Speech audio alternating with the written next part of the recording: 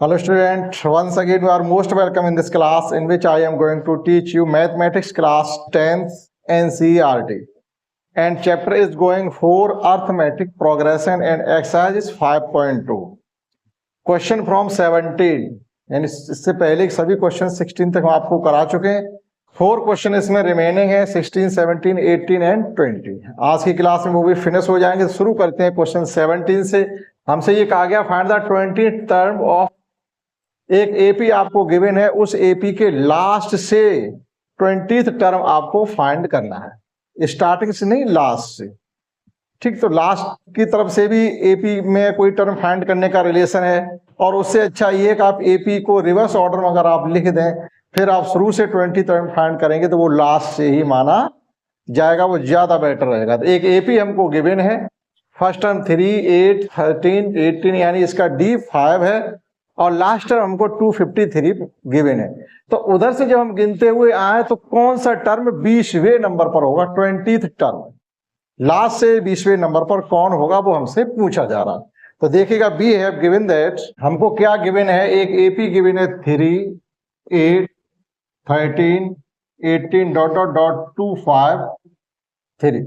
हमसे अगर स्टार्टिंग से पूछा जाता तो हम इसको ऐसा ही लिख करके और इसका एन टर्म मान लेते कि 20वें नंबर पर होगा, तो हम सब चीजें फाइंड कर लेते। एन फाइंड करना था हमको, ठीक। लेकिन यहां में क्या फाइंड करना है? लास्ट से फाइंड करना है। तो इस एपी को हम रिवर्स ऑर्डर में लिख दें। On reversing the given AP, reversing order में जब हम एपी को लिखेंगे तो हमको क्या मिलेगा? 2, 5, 3। अब इसमें से इधर से 5, 5 एडिशन होता जा रहा था तो उधर से 5, 5 का सबट्रैक्शन करते चले जाएंगे। तो नेक्स्ट टर्म इसमें होगा 2, 4, 8।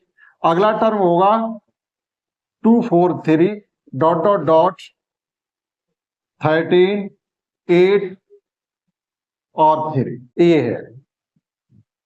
अब इसके हमें 20वें नंबर पर कौन है वो फाइंड करना है, यानी टी एन फाइंड करना। एन इज इक्वल टू 20 है, ए इज इक्वल टू 253 और डी क्या हो जाएगा? इधर से +5 था तो उधर से -5 हो जाएगा। Now a is equal to 253 है, d is equal to 248 minus 253 that is -5। हमसे पूछा जा रहा है टी एन, जबकि n is equal to 20 given है। Now t N is equal to होता है a plus N minus 1 into d. इसमें सभी वैल्यू जैसे इंपोर्ट करेंगे तो ये टी एन तो हमें फाइंड ही करना। ए आपका 253 plus 20 minus 1 that is 19। Direct लिख दीजिएगा 19 इंटू -5 तो 253 माइनस 95, 19 5 जा 95।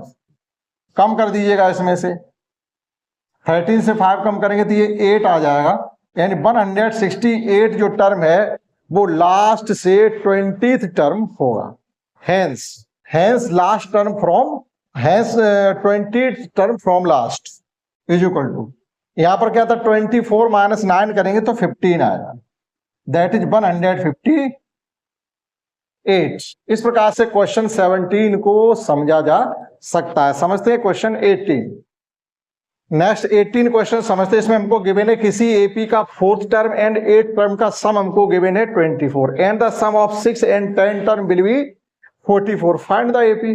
आपको दो कंडीशन गिवन है, 4 और plus 4th term plus 8th term is equal to 24 और sum of 6 term plus 10 term is equal to 44। यहाँ दो कंडीशन आपको मिल जाएंगे, दो इक्वेशन बन जाएंगे। ए और डी की वैल्यू फाइंड करके हम उस एपी के फर्स्ट 3 टर्म लिख सकते हैं, दैट इज उस एपी को हम लिख सकते हैं। तो हम कंसीडर करेंगे let the first term of AP is a and common difference भी d, that is first term a मान लिया, कॉमन डिफरेंस डी मान लिया। अब देखिएगा हमको क्या करना है, T4 plus T8, T4 plus T8 given है 24। T4 को लिख सकते हैं a प्लस 3d और T8 को लिख सकते हैं a plus 7d is equal to 24। a plus a 2a plus 10d is equal to 24, that is a plus 5d is equal to 12। Equation first, that मतलब पूरे इक्वेशन को हमने 2 से डिवाइड कर दिया है तो a plus 5d is equal to 12 आ गया। Again we have given that T6 plus T10 is equal to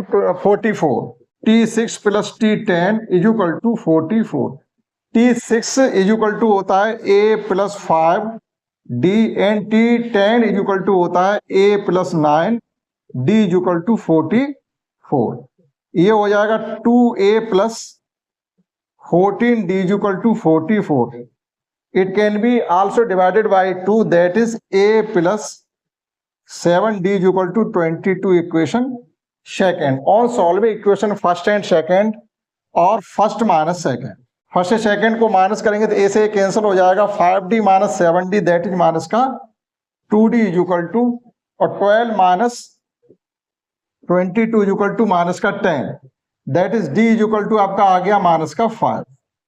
Putting this value of d in equation first, that is from first में d की value d plus है, d की वैल्यू जब यहाँ put करेंगे तो ये हो जाएगा a plus 25 is equal to 12। तो आपका a इज इक्वल टू आ गया माइनस 13, यानी उस AP का फर्स्ट टर्म माइनस 13 है। Hence AP will be, AP क्या हो सकती है, फर्स्ट टर्म हमको मालूम है माइनस का 13, नेक्स्ट टर्म फाइंड करने के लिए इसमें हमें d का एडिशन करना पड़ता है, तो ये आ जाएगा माइनस का 8, इसमें फिर माइनस का 3, इसमें फिर करेंगे 5 का एडिशन, तो ये हो जाएगा आपका प्लस का 2 एंड सो।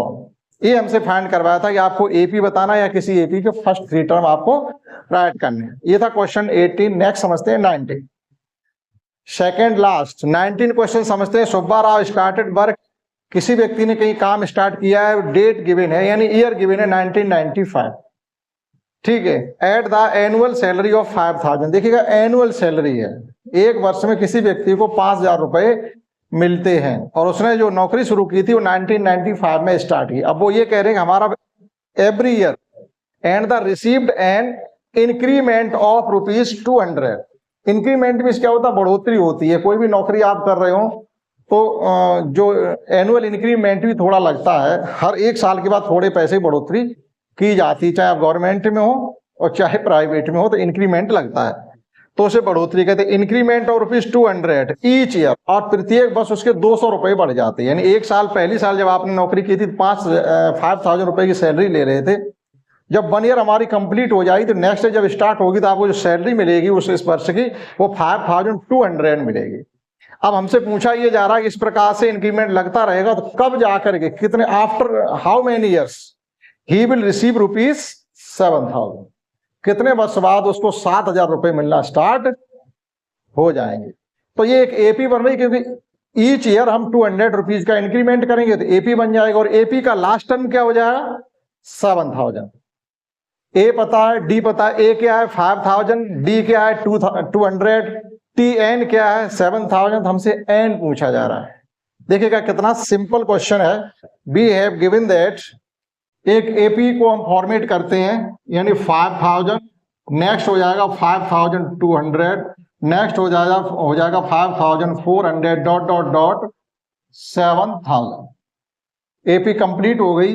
यहां से ए इज इक्वल टू है हमारा 5000, ठीक, डी इज इक्वल टू है हमारा 200, और T N is equal to है 7000। हमसे पूछा जा रहा है एन, यानी कितने वर्ष बाद, how many years he will receive ₹7000। That is T N is equal to A plus N minus 1 into D. T N means 7000, A means 5000 plus N minus 1 into D 200। 7000 से 5000 जब सब्ट्रैक्ट करेंगे तो इधर आपका आ जाएगा 2000 is equal to 200 into N minus 1। 20 से 20 cancel out हो जाएंगे, that is 2 into N minus 1 is equal to 20, N minus 1 is equal to 10, N is equal to 11। That is after 11 years he will receive ₹7000 as a salary रूप में। उसके 11 year के बाद 7000 rupees मिलना start हो जाएंगे। नोट कर सकते हैं 19। लास्ट क्वेश्चन इसका 20 समझते हैं एक्सरसाइज का लास्ट क्वेश्चन 20। इसमें हमको गिवन है Ramkali saved ₹5 in the first week of year. किसी वर्ष के फर्स्ट वीक में कोई लेडीज ₹5 की सेविंग करती है। अब एंड देन इंक्रीज्ड हर वीकली सेविंग ₹1.75। फिर प्रत्येक सप्ताह वह अपनी जो सेविंग है 1.7 रुपीज से इंक्रीज कर लेती है। यानी फर्स्ट वीक में उसने ₹5 की सेविंग की थी, तो नेक्स्ट वीक में जो सेविंग करेगी वो 6.75 रुपीज की सेविंग करेगी। इस प्रकार से प्रत्येक मतलब ईच वीक्स जो इंक्रीजमेंट उसकी सेविंग में हो रहा है 1.75 रुपीज का हो रहा है। हमसे पूछा ये जा रहा है कि आप ये बताइएगा इस प्रकार से कितने सप्ताह, how many weeks he will, या हर सेविंग विल बी 20.75। तो इस प्रकार से कितने वीक के बाद, आफ्टर हाउ मेनी वीक्स, कितने वीक के बाद उसकी सेविंग 20.75 रुपीज हो जाएगी। तो हमको करना क्या है, एक एपी का फॉर्मेशन करना है। जैसे एपी कैसे बनेगी हमारी, फर्स्ट है 5, फिर हो जाएगा 6.75। अब की बार इसमें आप फिर 20 का 1.75 का एडिशन कर देंगे तो नेक्स्ट अमाउंट जो निकलेगा जाकर के वो हो जाएगा जाकर के तो जो थर्ड वीक में उसकी इनकम हो, सेविंग मतलब कंप्लीट होगी जाके, वो इसमें जब आप 1.75 का एडिशन करेंगे तो ये हो जाएगा आपका 8.5। इसमें 1.75 का आप एडिशन करेंगे तो 5 + 5 0, कैरी 1 7 + 7 14 + 1 5, फिर कैरी 1 6 और 1 7 और एक कैरी 8। इस प्रकार से जो लास्ट टर्म है हमें 20.75 गिवन, एपी हमारी बन गई। अब हमें फाइंड करना है N. Now A equal to 5 है, डी इक्वल टू 1.75 है और टी एन इक्वल टू 20.75 है। हमसे पूछा जा रहा है N. N means after how many weeks. Now we have Tn is equal to A plus n minus 1 into D. After putting value Tn is equal to 20 plus 0.75 is equal to A means 5 है, n हमें find करना है, D means 1.75। 5 इधर subtract करेंगे तो ये बचेगा 15.75 is equal to 1.75 into n minus 1। देखिएगा पॉइंट से पॉइंट को हम रिलीज कर सकते हैं अपनी कैलकुलेशन को इजी करने के लिए। तो ये हो जाएगा 1575 is equal to 175 into n minus 1। Now n minus 1 is equal to 1575 upon 175। आपको ये डिवाइड करना है तो कितने बार इसका डिवीजन इसमें जा सकता है, मीन्स देखिए 9 टाइम्स इसकी टेबल इसमें जाएगी। अगर आप डिवाइड इसमें मल्टीप्लाई करें 9 का मल्टीप्लाई करें तो 9 5 जा 45 कैरी 4, 9 7 जा 63 प्लस 4 67 की 7 कैरी 6, 9 1 जा 9 6 15। तो जब इसको हम कटिंग करेंगे इससे तो कंप्लीटली हमारा कटिंग हो रहा है 9 टाइम्स। तो हमको मिल गया है n minus 1 is equal to 9, that is n is equal to 10। तो 10th after 10th week that lady's saving will be 20.75 rupees. यानी 10 सप्ताह तक लगातार वह इस प्रकार से सेविंग करेगी तब जाके उसकी सेविंग 20 रुपए 75 पैसे हो पाएगी। तो इस क्लास में 20 क्वेश्चन भी कंप्लीट हमारा हो गया है। इस एक्सरसाइज को 5.2 को हमने छोटे छोटे लगभग 3 से 4 पार्ट में डिवाइड करके आपको कराया। एक बार में हमने नहीं कराया इसको, 20 से 25 मिनट की एक क्लास हमने रखी थी, उस हिसाब से हमने आपके कंप्लीटली 20 क्वेश्चन कराने की कोशिश की है।